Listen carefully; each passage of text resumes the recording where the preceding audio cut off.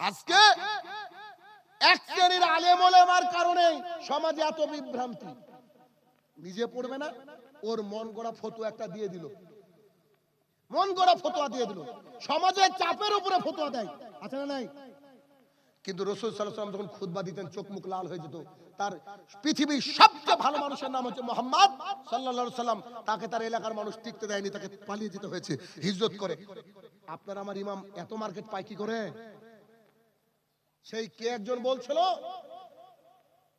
এলাকায় কিছু মানুষ সহি তরিকায় হেঁটে বলছে আহলে হাদিস, আছে না নাই? এরকম বুকে হাত বেঁধে সালাত আদায় করে। আর এক শ্রেণীর ভাইরা আছে হানাফি ভাইরা। তো মানে মজার একটা ঘটনা দিয়ে আপনাকে উদাহরণ দিচ্ছি। একজন লোক নামাজে এই মানে সাইকেল নিয়ে যাচ্ছে, দিয়ে এদিকে ওর চাচা এদিকে ওর ভাই, একজন আহলে হাদিস আর একজন হানাফি। তো ওইখানে দেয় তারা, চাচা দাঁড় করেছে, এই কোথায় যাচ্ছিস? বাজারে। শোন, নামাজের সময় তুই হাত কোথায় বাঁধিস?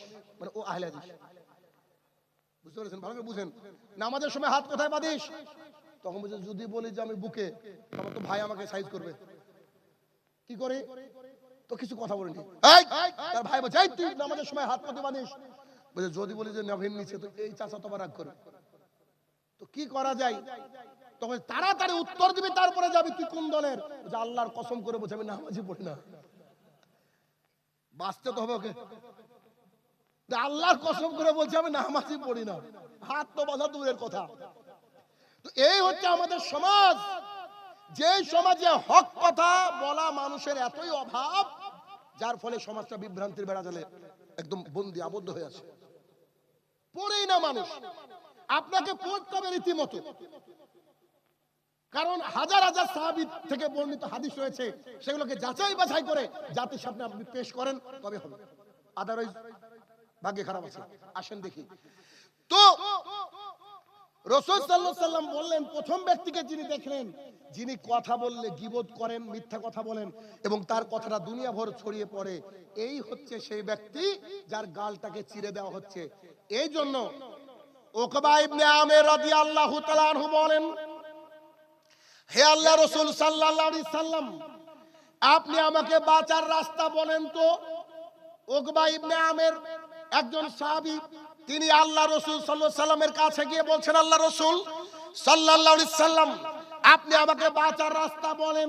তখন তিনি বললেন, এক, বাড়ির মধ্যে থাকো, বাড়ির থেকে বেরালেই ফিতনা। কেমন?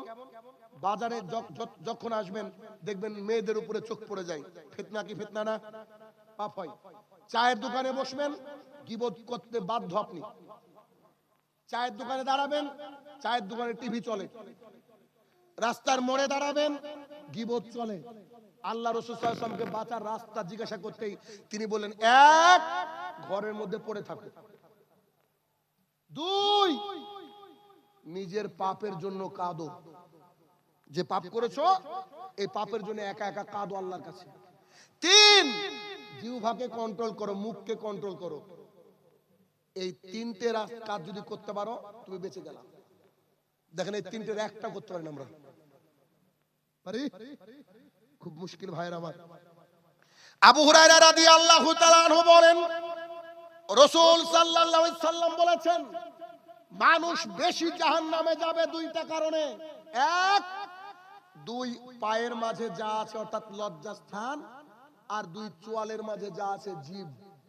তার মানে মানুষ জাহান্নামে যাবে অধিকাংশ লজ্জাস্থানের কারণে আর মুখের কারণে, কারণ এই দুটা দিয়ে সবচেয়ে বেশি বড় বড় পাপ হয়। দেখেন আপনি, আল্লাহ রাসূল সাল্লাল্লাহু আলাইহি ওয়াসাল্লাম এই কথা বললেন। অতএব কথা বলতে গেলে যাচাই বাছাই করে করেন এবং সুন্নাহ মোতাবেক কথা বলতে হবে। আব্দুল কাদের জিলানী রহমাতুল্লাহ আলাইহি, তিনি অনেক বড় মানুষ ছিলেন, তাকে ভালোবাসতে হবে, তবে তার নামে মিথ্যা কথা বলা যাবে না। আবু হানিফা রহমাতুল্লাহ আলাইহি ওই জামানার সবচেয়ে বড় আলেম ছিলেন, ইমামদের সর্দার ছিলেন, যার কারণে ফিকহ আমরা পেয়েছি, তার ব্যাপারে অতিরিক্ত বাড়াবাড়ি করা যাবে না। আহমদ ইবনে হাম্বল রহমাতুল্লাহ আলাইহি 10 লক্ষ হাদিসের হাফেজ, তারপরেও তাকে প্রশ্ন করা হলে অধিকাংশের প্রশ্নের উত্তরে তিনি বলতেন আমি জানি না। তিন পাতা পড়ে আমরা ফতোয়া দেওয়া শুরু করেছি 10 লক্ষ হাদিসের হাফেজ, তিনি বলছেন আমি জানি না, আমাকে মুখকে কন্ট্রোল করতে হবে। কেন? রাসূল সাল্লাল্লাহু আলাইহি ওয়াসাল্লাম বলছে আমি এক ব্যক্তিকে দেখলাম যার গালটাকে চিরে দেওয়া হচ্ছে। কেন? শুধুমাত্র মিথ্যা কথা বলার কারণে।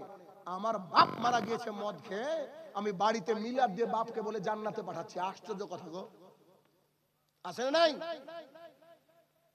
আমার বাবা যদি মদ খেয়ে মারা যায়, আমার বাবা যদি জেনা করে মারা যায়, আমার বাবা যদি হারাম খেয়ে মারা যায়, আল্লাহ দেখবে ও জান্নাত নাকি জাহান্নামে যাবে। হুজুর ভাড়া করে এনে আমি আমার বাপকে কি জান্নাতে নিয়ে যেতে পারবো? যদি পারতাম তো পৃথিবীর বড় লোকদের জন্যই তো জান্নাত হয়ে যেত। বুঝেননি? যার যত বেশি টাকা তার তত বেশি জান্নাত। অথচ মুহাম্মদ সাল্লাল্লাহু আলাইহি ওয়াসাল্লাম বলছে বড় লোকদের চেয়ে গরিবরা 500 বছর আগে জান্নাতে যাবে। ওদের তো মিলাদ করার ক্ষমতাও নাই। বুঝতে পারেননি কথা? কি বুঝতে পারছেন আমার? ভালো করে বুঝেন। তাহলে রাসূল সাল্লাল্লাহু আলাইহি ওয়াসাল্লাম কি বলছেন যে কথা বলতে গেলে কি করতে হবে? কোরআন এবং সুন্নাহ মোতাবেক বলতে হবে, নইলে চুপ থাকতে হবে। বিখ্যাত একটা হাদিস, রাসূল সাল্লাল্লাহু আলাইহি ওয়াসাল্লাম বলছেন ফালিয়াকুল খায়র আও লিয়াসমুত, if you want to say something say good thing, otherwise just keep your mouth shut. যদি কিছু বলতে হয় তো ভালো বলো, নইলে চুপ থাকো। চুপ থাকাটা ইবাদত। পড়াশোনা করে এসে বলতে হবে। পশ্চিমবঙ্গের 90% আলেমকে যদি আপনি এই স্টেজের উপরে তুলে আনেন, ওকে একটা টপিক দিয়ে দেন, ওকে বলেন আজকে আপনি 1.5 ঘন্টা আলোচনা করবেন, টপিক হচ্ছে জাহান্নাম, টপিক হচ্ছে জান্নাত, টপিক হচ্ছে নামাজ, টপিক হচ্ছে শিরক, টপিক হচ্ছে বিদআত। ও 10 মিনিট থেকে 15 মিনিট আলোচনা করবে, তারপর নেমে চলে যাবে। ওর ভিতরে কিছু নাই। বুঝতে পারেননি বোধহয় আমার কথা? তারপর তো চা খাবে, দরুদ তো আছেই, মাঝে মাঝে ওখানে 2-5 মিনিট 10 মিনিট যাবে, টাইম কাটা দেখেছি। কথা বুঝছেন আমার? যদি বুঝেন তো উপকার হবে। আসেন দেখি। তাহলে প্রথম ব্যক্তিকে দেখা হলো কি, তার গালকে চিরে দেওয়া হচ্ছে। তার অপরাধ কি ছিল বলেন তো? সে মিথ্যা কথা বলতো, গীবত করতো। খবরদার, আজকের পর থেকে কোনো চায়ের দোকানে কোনোদিন বসবেন না। চায়ের দোকানের নাম রেখেছে আমি মিনি সংসদ ভবন, এখানে সব পণ্ডিতরা থাকে। স্কুলে যাক আর না যাক সব পিএইচডি হোল্ডার। ওরে বাপ রে বাপ, কি যে ব্যাখ্যা বিশ্লেষণ শুরু করে দেয়, অথচ বাড়িতে এসে বোর হাতের গুতা খায় এসব লোকই। 1 কাপ চা 2.5 ঘন্টা গল্প, আছে না নাই? তারপরে আবার চায়ের দোকানে কি করেছে, টিভি। এদিকে আছে নাকি? চায়ের দোকানে টিভি ঢুকিয়েছে। আরে মাগরিবের নামাজ পড়ে চাচা টুপি খুলতে ভুলে গিয়েছে, ওখানে মিঠুনের সিনেমা দেখছে। চাচা মনে করছে জায়েজ, কেন? ওর হুজুর কোনদিন বলেনি না ওকে, এগুলো বলে নাই তো। হুজুর খালি বলেছে যে আল্লাহ রাসূল সাল্লাল্লাহু আলাইহি ওয়াসাল্লামের নাম জপো, জান্নাতে নিয়ে যাওয়ার দায়িত্ব আমার। তুমি দাও দাও কবরে বাস, কত বড় সাইজের খাবার দেখবা। ও তুমি নিজের জমির আইল বুঝো, দলিল বুঝো, পর্চা বুঝো, আর কোরআন হাদিস বললে না হুজুর যা বলেছে তাই। আরে আবু জেহেলেরও দাড়ি ছিল, নরেন্দ্র মোদিরও আছে। অত সহজ না, জানতে হবে আগে দ্বীন ইসলাম। এক। অতঃপর রাসূল সাল্লাল্লাহু আলাইহি ওয়াসাল্লাম বলেন 2 নম্বর মানুষকে আমি দেখলাম, ও আরাম কেদারায় যেমন করে শুয়ে থাকে তেমন শুয়ে ছিল। তার পাশে একজন ব্যক্তি একটা পাথর নিয়ে দাঁড়িয়ে ছিল। পাথর দিয়ে তার মাথা ভেঙে চৌচির করে দেওয়া হচ্ছিল। পাথর ওই নিচে পড়ে যাচ্ছিল, ওখান থেকে তুলে এনে আবার দেখছে মাথা রেডি, আবার মারছে। আল্লাহর টেকনোলজি, এভাবে মারতে শুরু করেছে। আল্লাহ রাসূল সাল্লাল্লাহু আলাইহি ওয়াসাল্লাম জিজ্ঞাসা করলেন এরা কারা? তখন তারা বলছে এরা হচ্ছে যারা কোরআন জানতো, কোরআন জানার পরেও ফজরে ঘুমিয়ে থাকতো। এবার প্রশ্ন, আমি যে মসজিদে নামাজ পড়লাম ওটা ওয়াক্তিয়া মসজিদ বোধহয় পাশে, আর পাশে হয়তো জুমা মসজিদ আছে, আমি দেখিনি। একেবারে ইমানদারির সাথে আজকে উত্তর দিন তো আমাকে, আজকে ফজরে কতজন লোক ছিল জুমার মসজিদে? জুমা মসজিদে 10 বার লোকজন কেমন? এলাকায় কত ঘর, ভোটার কত আছে? 250 ঘর না 250? ঠিক আছে, মোটামুটি বলছি ধরেন 250 ঘর লোক। আচ্ছা, যে মসজিদে আজকে ফজরে 10-12 জন ছিল, সেই মসজিদে জুমার দিনে কত লোক হয়? মানে জায়গা দেওয়া মুশকিল হয়ে যায় সময়টা, ঠিক না? হ্যাঁ, 150 হয়। এবার আপনি দেখেন যে ফজরে 10 জন আর জুমার দিনে 150 হয়। চাচা বলছে মানে উনি নামাজ পড়েন, বোঝা যাচ্ছে। আচ্ছা, এবার আপনাকে কিছু শোনাবো, সেটা হচ্ছে যাদের 2002 সালে ভোটার লিস্টে নাম নাই এবং 25-এও নাই, তাদের কি নোটিশে ডাক পড়েছে না পড়েনি? বুঝেননি? যার নাম নাই তার তো ভাগ্যে খারাপ আছে, খারাপ আছে না? তো সেই লোককে ডিটেনশন ক্যাম্পে পাঠাবে তো, পাঠাবে তো, এটা স্বাভাবিক কথা। আচ্ছা, হাদিস আমি অনেক শোনাবো আপনাকে, তার আগে একটা কথা বলি। 4 জন ইমাম আছে প্রসিদ্ধ, 4 জন ইমাম। 1 নম্বরে আছে আবু হানিফা রাহমাতুল্লাহ আলাইহি, বলেন নাম বলেন। ইমাম শাফি, ইমাম মালিক, আহমদ ইবনে হাম্বল রাহমাতুল্লাহ আলাইহি, 4 জন সবচেয়ে বড় ইমাম, আমরা জানি তো। ইমাম আবু হানিফা রাহমাতুল্লাহ আলাইহি কিন্তু সাইডে রাখলাম, কেন রাখছি পরে বলছি। এই 3 জন ইমাম, তাদেরকে জিজ্ঞাসা করা হলো, কোন ব্যক্তি যদি 5 ওয়াক্ত নামাজ না পড়ে, 5 বেলা প্রতিদিন 5 বেলা নামাজ না পড়ে, তার শাস্তি কি হওয়া উচিত? তো 3 জন ইমাম বলছে ওদেরকে জবাই করে ফেলতে হবে। পৃথিবীতে বেঁচে থাকার কোনো অধিকার নাই। 3 জন ইমাম বলছে। 1 নম্বর ইমাম যিনি রয়েছেন ইমাম আবু হানিফা রাহমাতুল্লাহ আলাইহি, তিনাকে জিজ্ঞাসা করা হলো, একজন মানুষ, একজন ছেলে সালাত আদায় করে না, নামাজ পড়ে না, বা 5 ওয়াক্ত নামাজ পড়ে না, তার শাস্তি কি? ইমাম আবু হানিফা রাহমাতুল্লাহ আলাইহি বলেন, তাকে জেলখানায় বন্দী করে দিতে হবে। শেষ হয়নি। তাকে জেলখানায় বন্দী করে দেওয়ার পর তাকে মারতে শুরু করতে হবে। মারতে মারতে মারতে মারতে ও যদি বলে যে আব্বা বা সাহেব ছেড়ে দেন, ছেড়ে দেন, এখনই নামাজে যাবো, আসরের ওয়াক্ত, ওকে ছেড়ে দিতে হবে। আর যদি মুখে স্বীকার না করে, ওকে মারতে মারতে মেরে ফেলতে হবে। 4 জন ইমামের কথা কি একই রকম হলো না? বুঝতে পারেননি? ওই 3 জন বলেছে সুযোগই নাই, কথাই শোনা যাবে না। আর আবু হানিফা রাহমাতুল্লাহ আলাইহি বলছে একটু সুযোগ দাও, মারো, লাঠি দিয়ে পিটো। মারতে মারতে মারতে মারতে মারতে হয় মেরে ফেলো, আর না হলে নামাজি বানাও। আপনার হানাফি তো, হানাফি তো ধরেন, হানাফি তো হচ্ছে, হানাফি তো বেশি। দেখি কজন সন্তানকে আজকে বন্দী করেন আর পিটান, এটা দেখা। আসেন একে একে বলছি। কোন ব্যক্তি যদি চুরি করে, তার হাত কেটে দিতে হবে, ইসলামিক শরিয়াত। আমাদের দেশে না, যে দেশে শরিয়াত আছে। কোন ব্যক্তি যদি জেনা করে, বিবাহিত পুরুষ বিবাহিতা নারী, এতদূর কোমর অবধি পুঁতে দিয়ে পাথর মেরে মেরে ফেলতে হবে। চুরি করলে শাস্তি কি? হাত কেটে ফেলতে হবে। জেনা করলে পুঁতে দিয়ে পাথর মেরে মেরে ফেলতে হবে। কিন্তু তারা যে অমুসলমান, হিন্দু, এটা বলা যাবে না। সে পাপ করেছে, কথা বুঝেন ভালো করে, সে পাপ করেছে। আল্লাহ সুবহানাহু ওয়া তাআলা বলছে, যে ব্যক্তি নামাজ পড়ে না ও মুসলমানই না। কথা কি বুঝতে পেরেছি? যে চুরি করেছে তখনও মুসলমান, কিন্তু পাপ করেছে, তাই হাত কাটা গেল। যে জেনা করেছে তখনও মুসলমান, কিন্তু ওকে মেরে ফেলা হলো মুসলমান হিসাবে। যে ব্যক্তি 5 ওয়াক্ত নামাজ পড়ে না, এই ব্যক্তি কি?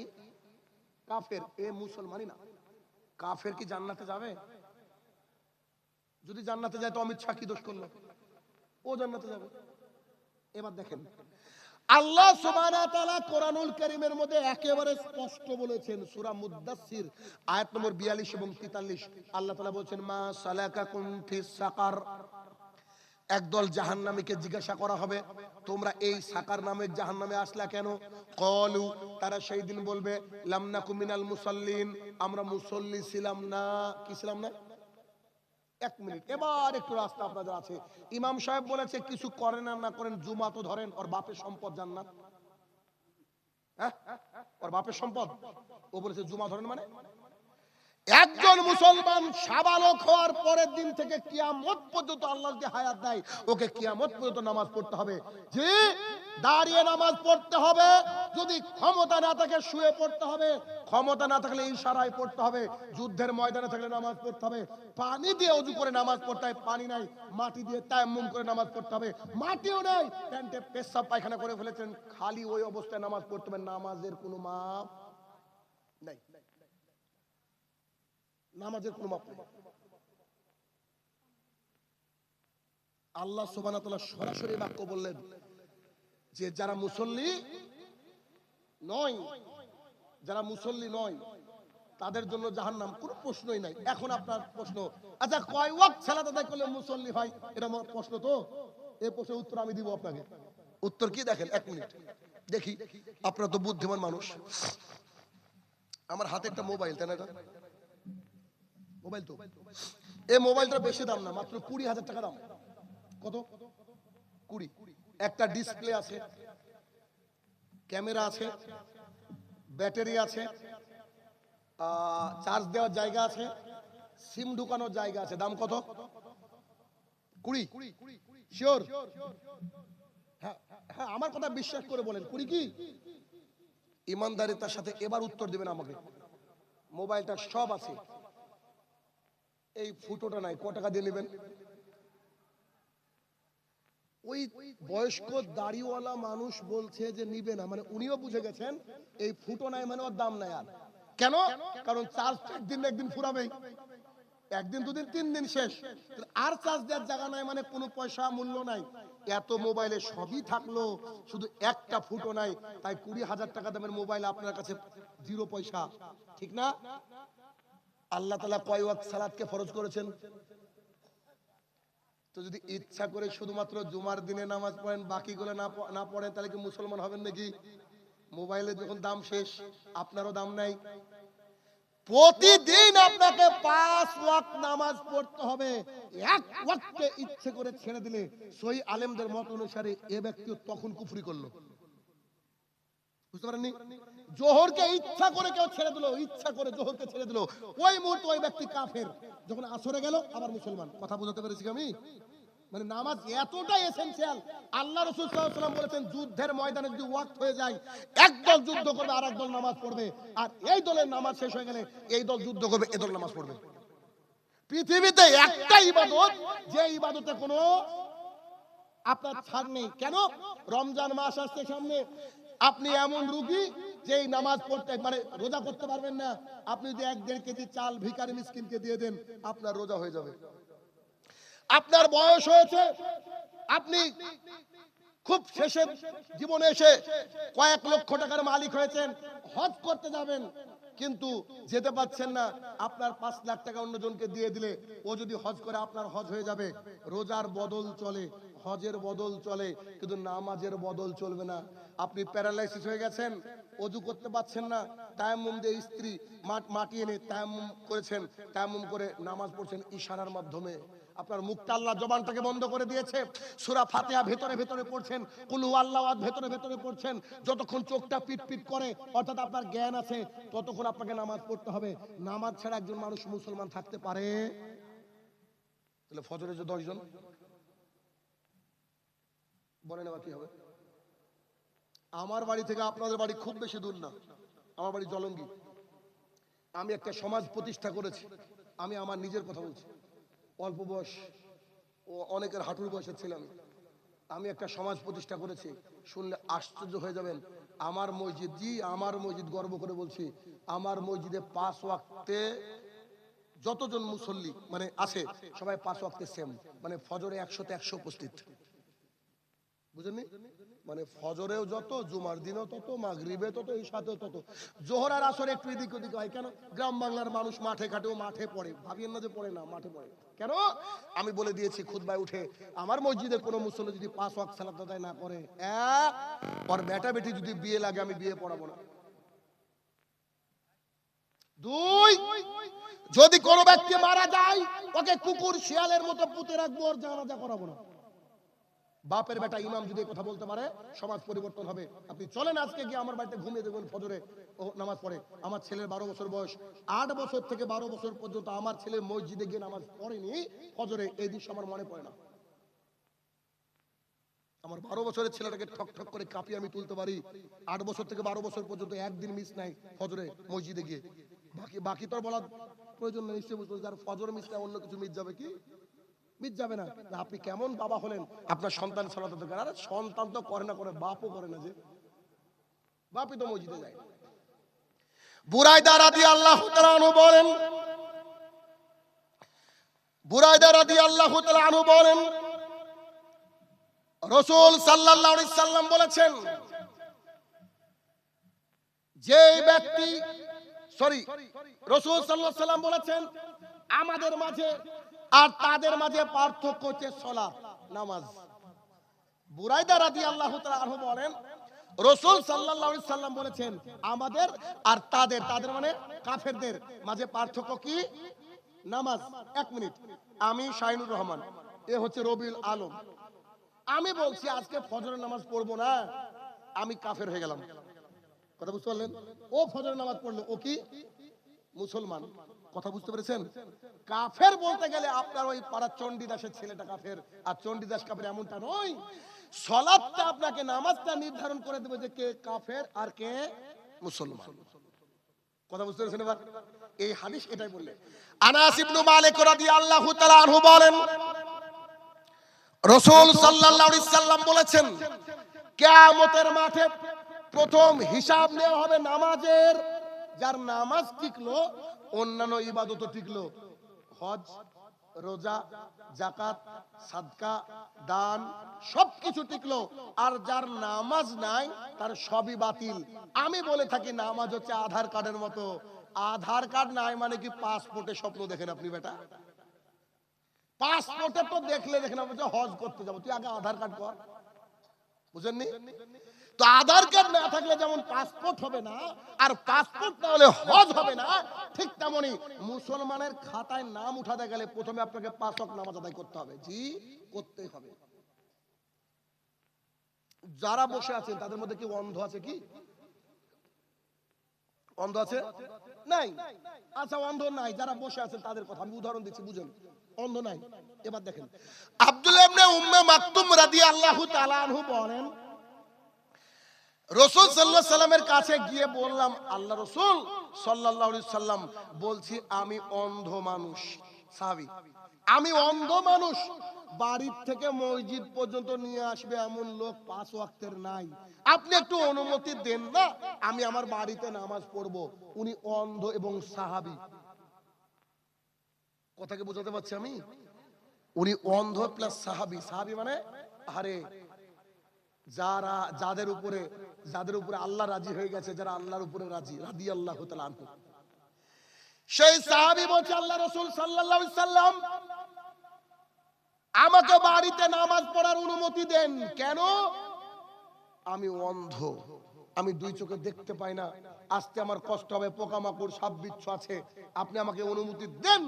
তখন রাসূল সাল্লাল্লাহু আলাইহি সাল্লাম বলছে তুমি কি আযান শুনতে পাও? কি বলছে?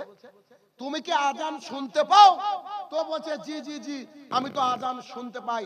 তখন রাসূল সাল্লাল্লাহু আলাইহি সাল্লাম বলছে তোমাকে মসজিদে আসতেই হবে। বলেন এবার কি করবেন? একজন অন্ধ সাহাবীকে বলছে যে আমার কিছু করার নেই, তুমি যদি আযান শুনতে পাও তোমাকে মসজিদে আসতেই হবে। আর আমাদের তো আরো বিপদ, এখন তো মাইকের ব্যবস্থা, আযান শুনতে পায় না বললে চলবে নাকি? আযান তো এক এলাকায় দিলে আর এক এলাকায় আযান শোনা যায় না? আমাদের বাড়ি এতটাই বর্ডারের ধারে যে মাগরিবের নামাজ নাকি এশার আযান পড়ছে বুঝাই যায় না, বাংলাদেশের আযান শোনা যায়। আপনি চিন্তা করেন পরিস্থিতি কত জটিল। এই উপর আপনাকে 150 হাদিস শোনাতে পারি, অত দূর যাব না, আপনাকে আমি একটু মিনিমাইজ করি। ওই যে রাসূল সাল্লাল্লাহু আলাইহি ওয়াসাল্লাম যে ব্যক্তিকে দেখেছিলেন, এই ব্যক্তির মাথা ভেঙে দেওয়া হচ্ছে পাথর দিয়ে। এই ব্যক্তিকে কোরআন জানার পরে যে ব্যক্তি ফজরে ঘুমিয়ে থাকতো, তো ফজরে যখন ঘুমিয়ে থাকে, আচ্ছা শুনেন তো, আমি মাঝে মাঝে ভাবি টাঙ্কির পানি দিয়ে যদি ফজরের সময় ওযু করা যায়, তো মাঝে মাঝে মনে হয় যে কাশ্মীর বেড়াতে গেছি, ঠিক না? আর বাইচান যদি রাত্রিবেলায় অ্যাক্সিডেন্ট ঘটে, ফরজ গোসল হয়, বুঝতে পেরেছেন? মানে গায়ে বরফ পড়ছে তাই মনে হবে।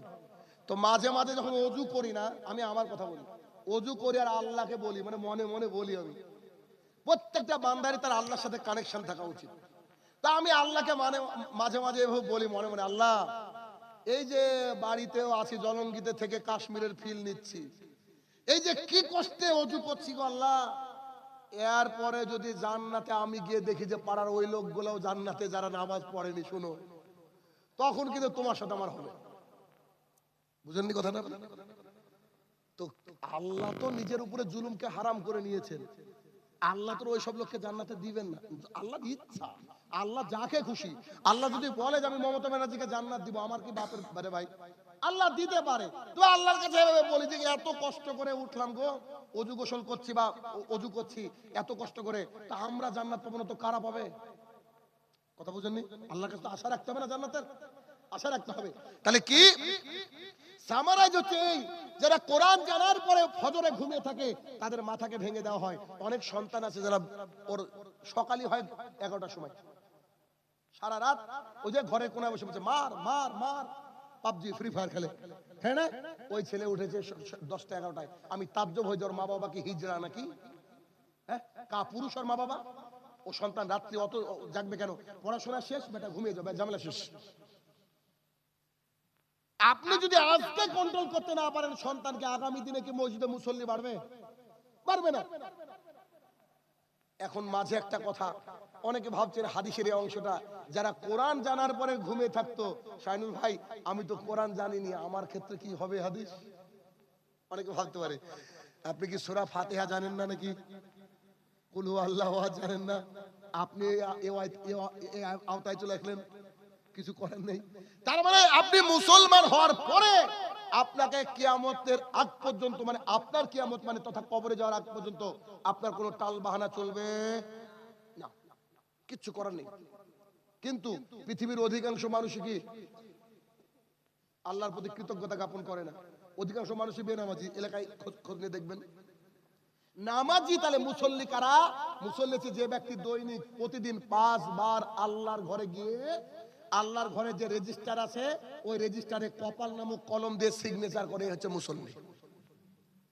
শুধু জুমার দিনে ঈমান বাড়ানোর জন্য এক শ্রেণীর মানুষ যায়, এরাও মুসলমান নয়।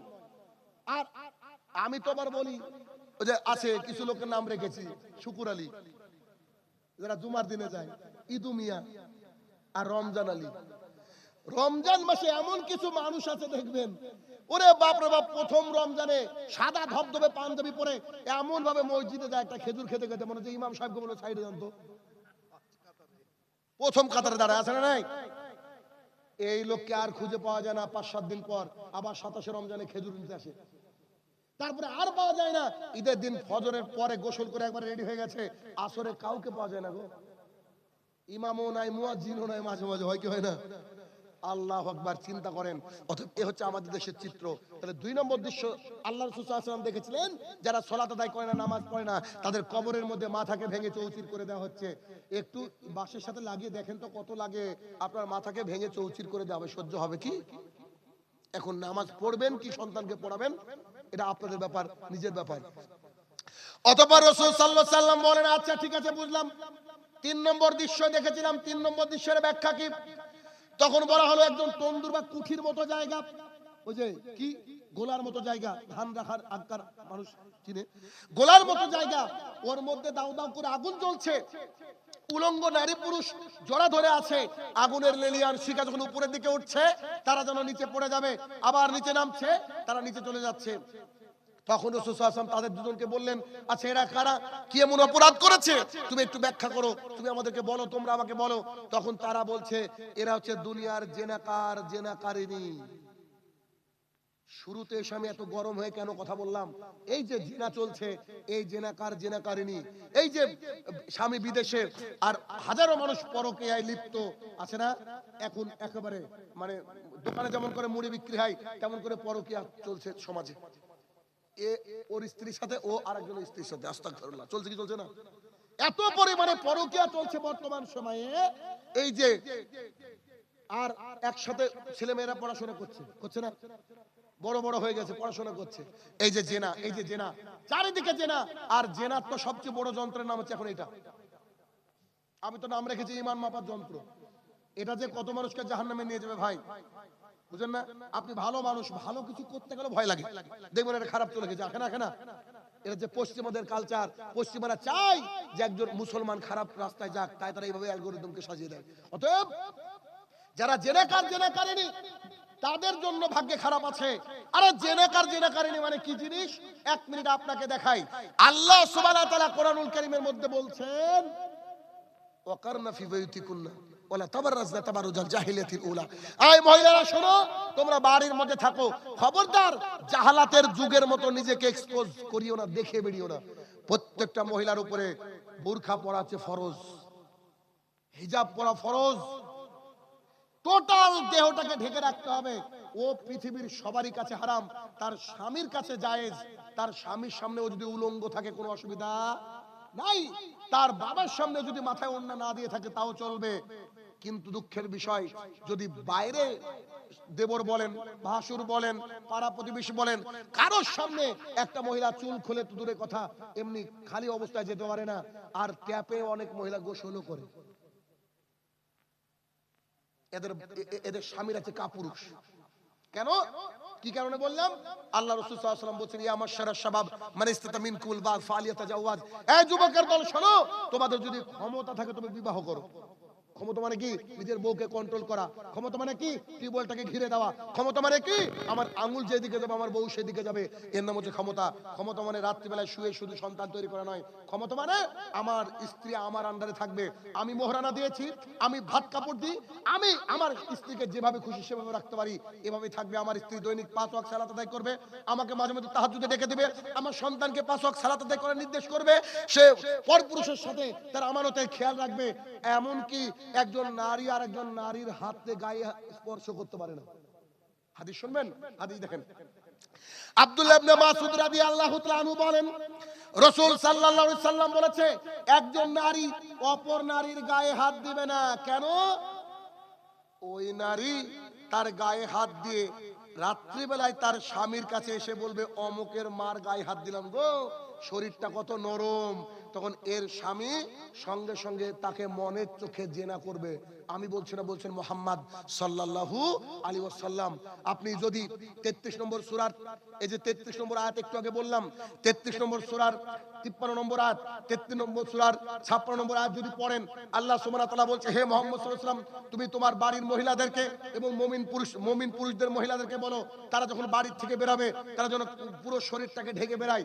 একই সূরার 53 নম্বর আয়াতে আল্লাহ সুবহানাহু ওয়া তাআলা বলেন, তোমাদের কাছ থেকে যদি কোনো কিছু কেউ চায়, বাড়ির কাছে কিছু চায়, তাহলে পর্দার আড়াল থেকে চাইবে। জি, আপনার বাড়িতে একজন এসে বলছে, ভাবি কোদাল নিতাম তো, ভাই আছে? আর আপনার বউ বলছে, আসেন গো ভাই আপনার না, একটু গল্প করি। আছে নাই? ভাবি তাকে ভেতর থেকে উত্তর দিবে, আপনার ভাই নাই, পরে আসেন। একেবারে এমন করে কথা বলবে, মনে হয় ধানি লঙ্কা গো, টিকাই মুশকিল। কারণ একটু নরম সুর দিলেই কিন্তু বিপদ। মহিলাদের কথাটাও হচ্ছে নরম যদি হয়ে যায় ভাই, তাহলে বিপদে পড়ে যাবে। কারণ পৃথিবীতে সবচেয়ে বেশি বড় ফিতনা হচ্ছে টাকার নারী। টাকার নারী পৃথিবীতে এর চেয়ে বড় ফিতনা কিছু নাই। অতএব নারীরা হচ্ছে ঢেকে রাখার বস্তু। আর একটা আশ্চর্য হাদিস শুনেন, খুব প্রসিদ্ধ হাদিস শুনেন। আবু হুরায়রা রাদিয়াল্লাহু তাআলা আনহু বলেন, রাসূল সাল্লাল্লাহু আলাইহি সাল্লাম বলেছেন, গোটা পৃথিবীটা হচ্ছে সম্পদ। 1 মিনিট, আপনাদের বাজারের নাম কি? গোয়াস বাজার, ইসলামপুর। আচ্ছা, ইসলামপুরে একেবারে রোডের ধারে 1 কাঠা জমির দাম কত গো? 10 থেকে 11 লাখ টাকা। এটা বহরমপুরের বুকে 50-60 লাখ, কলকাতায় 1 কোটি, দিল্লিতে 2 কোটি। পৃথিবীতে কত সম্পদ আছে এটা বলবো না, এবার আপনাকে হাদিসের শেষ অংশ শোনাবো। কি? আর হাদিসটা শুরু থেকে। আবু হুরায়রা রাদিয়াল্লাহু তাআলা আনহু বলেন, রাসূল সাল্লাল্লাহু আলাইহি সাল্লাম বলেছেন, গোটা পৃথিবীটা হচ্ছে সম্পদ, তার মধ্যে দামি সম্পদের অন্যতম দামি সম্পদ হচ্ছে আলমারাতুস সলেহা, নেককার বউ। হয়তো আমি বোঝাতে পারছি না। সারা জীবন চেষ্টা করে দিল্লিতে 1 কাঠা জমি কিনতে পারবেন না, অথচ গোটা পৃথিবীকে এক বিক্রি করে এক গাড়িতে রাখেন, আর আপনার স্ত্রীকে এক গাড়িতে রাখেন, আপনার স্ত্রীর ওজন বেশি হবে। আমি কি বোঝাতে পেরেছি?